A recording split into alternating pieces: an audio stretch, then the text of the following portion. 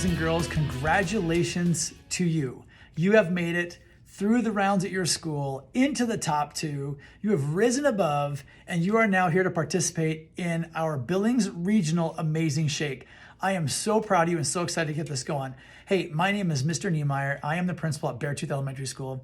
And when I started this event in Billings 7 years ago, my goal was to get to this point, to where we would have a citywide competition, Billings best against the Billings best from school to crown one Amazing Shake winner in our area. So this is super exciting for me. I hope you're excited. Let's dive in and talk about what this is going to mean for us at your schools and for the visits that we're going to make. So we are going to make 4 stops throughout the day on April 8th, 4 stops, April 8th, this next Friday between the hours of 9 o'clock and 4 o'clock.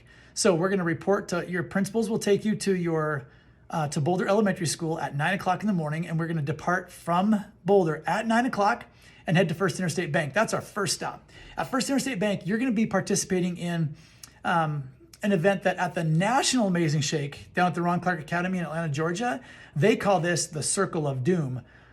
I think we should call it the Circle of Bloom, to be honest, because this is going to be a place where you get to really shine and show what you've learned and bloom there and show them everything that you can do. So we're going to call this the Circle of Bloom, if that's all right, because you're really going to be able to show off your skills. So here's what it's going to look like. We're going to have 12 community leaders and business leaders around a U-shaped table. You will stand inside that U, all 12 of you at the same time. Each of you will line up with one student with one judge across the table from you. You will be standing. So some things to think about is, where do your hands go when you stand? Notice mine are crossed. Oftentimes, or my fingertips are interlaced. Oftentimes I do that with my hands so people can see my hands. I don't like necessarily putting them in my pocket or behind my back sometimes. Feels a little bit like, what does he have back there? So we usually want to show our hands. In your pocket is fine from time to time, but you want to have your hands out and then also be using your hands as you articulate your responses to those people asking you questions. And that is what they're going to do. They're going to ask you interview style questions one at a time. And you're just going to go, as soon as you hear a chime, you're going to move on to the next person. And you're going to have about 3 or 4 minutes with that person. You're going to hear another chime, and you're going to go to the next person until you answer all 12 questions and work that circle of bloom around the room with all of our business leaders and community leaders. So that's going to be round number 1.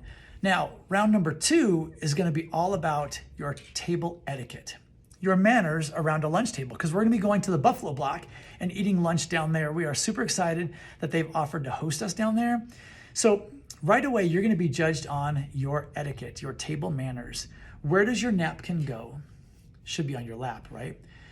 Ladies, do you put the napkin over both legs or just over one? It may depend on the size of napkin. Maybe you decide based on just what's comfortable for you. Gentlemen, same for you. Does it go on both legs? Does it go on one leg? Does it matter if it's on your left or your right? When you unroll, if your utensils are rolled up into a napkin, where do you place your utensils? Where does the fork go? What about, is there 2 different size forks, a salad fork and a dinner fork? What about the knife? What about the spoon? Where does the knife blade face? Does it face into the plate or away from the plate? These are all things that you're going to be expected to know and be able to demonstrate. So when you get there, game on, right? You've got to be able to unroll your utensils. They may already be set up for you. I honestly don't know. We're going to see what happens, but somebody's going to be watching and they're going to be scoring you on how well you do that. The other part of that meal is going to be how well you communicate with those around you, meaning the other participants in the Amazing Shake, as well as those of us as adults, your principals, and also the wait staff, also possibly the owner of the Buffalo Block or whoever else may come in. How do you handle yourself in those situations? A couple of things to think about. Where do your hands go when you're eating? Or when you're not eating, sorry, when we first get there and we're just visiting. Do your hands sit on the table like mine are here? Is that okay? Can you put your elbow up on the table and look at somebody and talk this way? Or should your elbows stay off of the table? Those are all things you're going to be judged on. We will give you a flyer that shows kind of a map of what a place setting is supposed to look like. So you're gonna need to study that. It's gonna be linked in the video down below. So make sure you print that off, or your principal has printed that off for you so you can start to study that. But that's gonna be the whole idea behind eating is your conversations, who you involve, where your utensils go. What do you do when you get up to go to the bathroom? If you've got a cloth napkin, where does that go if you need to excuse yourself and go to the restroom? How do you excuse yourself if you need to use the restroom? What do you say to the group? What do you say to your neighbors? Where does that napkin go? And when you come back, what do you do? And then when you're all done eating your meal, what do you do with your utensils and what do you do with your napkin? There will be a gentleman that will teach us some of that etiquette, but you should know this ahead of time. So I'll give you a couple tips right away. Number one, your napkin always goes on your lap. That's a formal way to dine. The next thing that you do is if you do need to excuse yourself to go to the restroom, you need to excuse yourself first. And then your napkin can go in a couple different places. It can be just loosely kind of rolled up and just set next to your table setting, not on it, not on the silver, just next to your table setting. Or you can stand up and put it over the back of your chair. I'm talking right here. It does not go on the seat of your chair. It goes on the back. And then when you come back, you take that off of there and you sit down, or you come back, you sit down and you take your napkin off of the table and you put it back on your lap. The thing to watch out for is if you've used it, to make sure that the parts that you've used are rolled up inside. So when you go to put it back on your lap, you're not putting barbecue sauce or ketchup or something like that you wiped off your mouth or wiped off your hands onto your clothes. So be cognizant and aware of that. Our third stop, after we're done at the Buffalo Block, we're going to round everybody up, get back in the cars, and we're going to head over to Color 8. At Color 8, this is where the homework starts. You're going to have some serious homework to do. So at Color 8, you're going to be pitching a newsworthy idea to their staff, as if you were a reporter in the field and you're coming to a team meeting that they do have, and you're coming with a news story idea. So you might need to call some people. You may need to do some research and get some information about a local business, a local charity, a local organization, and bring that information to the table. So the judges are going to have their scoring guide. It's going to go around the table. You're going to stand up, you're going to introduce yourself, and you're going to talk about your idea. So when you're pitching this story, you may need to call somebody, interview somebody before you ever arrive that day to the Amazing Shake, and have notes, have information in a folder that you're ready to present and talk about.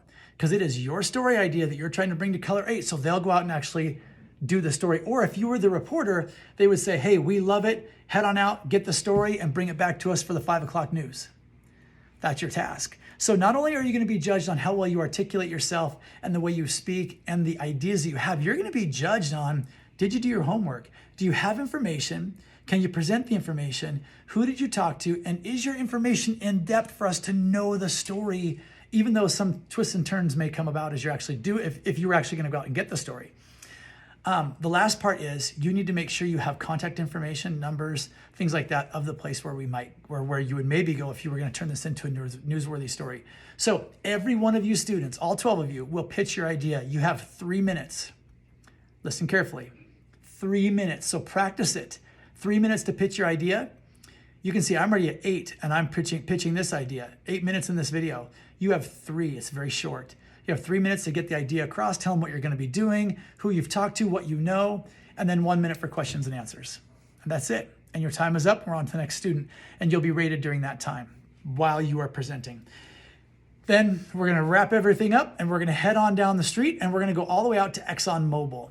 It's actually out kind of in Lockwoods area, but it is considered to be in Billings as well. But you're going to go out to ExxonMobil.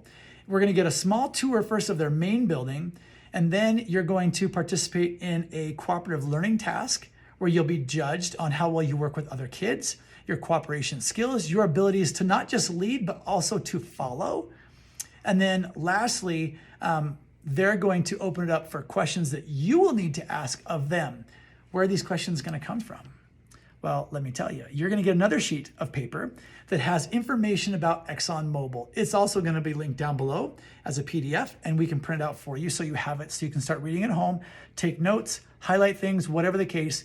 You'll need to be prepared with questions. Now, the best questions are likely going to be questions that you've already kind of prepared from the reading and you might be just thinking about, or maybe even wrote down that you want to ask, but then also incorporating, synthesizing the information that you got from them while on a tour to put those two things together and ask a more in-depth question, because you will be judged on your question or questions that you have to ask them.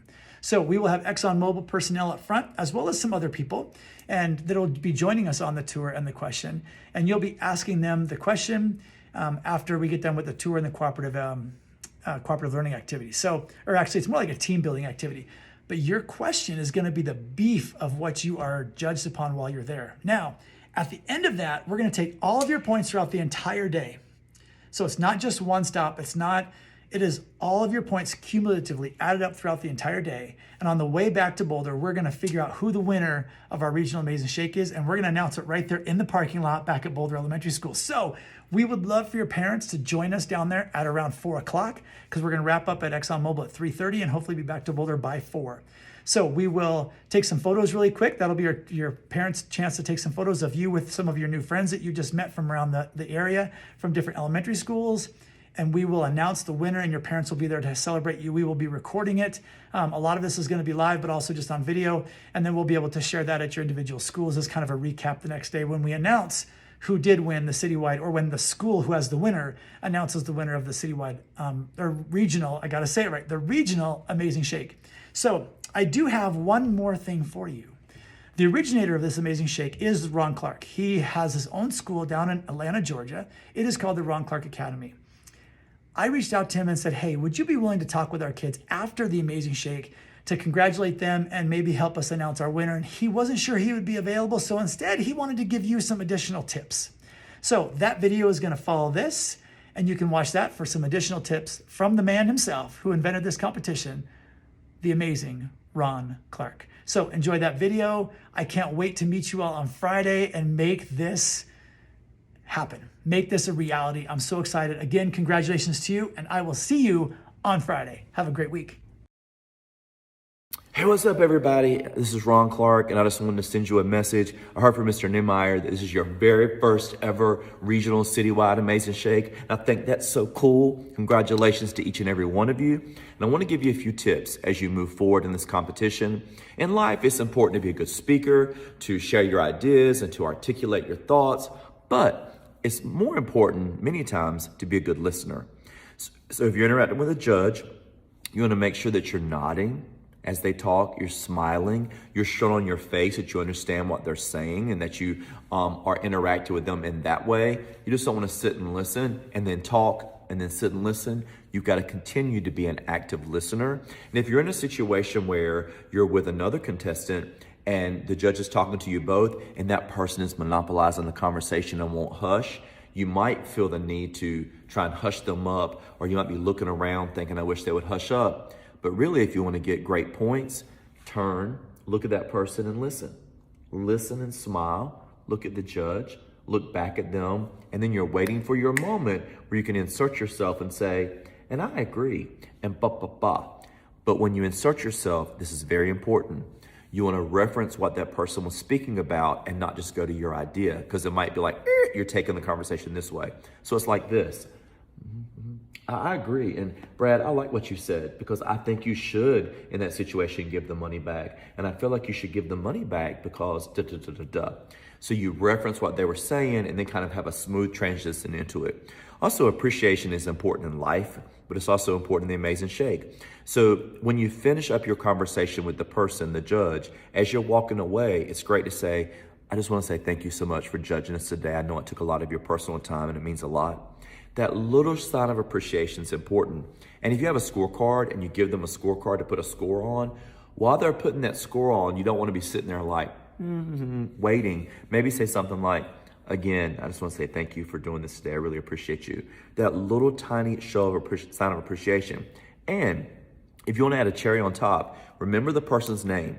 When I meet somebody, they say, oh, my name is Mrs. Washburn. I'm like, oh, it's nice to meet you, Mrs. Washburn, blah, blah, blah. And then I start having the conversation. But in the back of my head, I'm going, Washburn, Washburn, Washburn, Washburn, Washburn, Washburn, Washburn, Washburn. I'm trying to remember that name. I'm saying it over and over again. Then as you walk away from the person, you say, oh, I just want to say thank you again, Mrs. Washburn. I really appreciated meeting you and da-da-da-da. That little extra thing, it's really important, not only in Amazing Shake, but in life. Whenever you meet someone, you want them to know, I see you, I know who you are, I'm going to remember your name, I'm looking right at you. Those things will carry you far and open many doors for you. And finally, in life, just like in the Amazing Shake, being yourself is important. If you try to be a robot or try to be fake, people will see that. People see it in life too, and they'll be like, oh, I don't like this person. So it's always important just to be your natural self. You want to try to be appropriate and proper and use your manners, but do it in a way that fits with your personality and who you are. If you're trying to be someone else, that doesn't work in life, doesn't work in this competition ever. Just be you, enjoy yourself and have fun, and good things will come. And even if you don't win, just realize, because a lot of you won't, most of you won't, just realize it's all about the experience, it's about learning and growing, because the real competition is the competition of life. And as you go throughout the world, you want to make sure that you carry the skills that Mr. Niemeyer and everyone has taught you during this Amazing Shake competition. I'm proud of you all, and I wish you luck.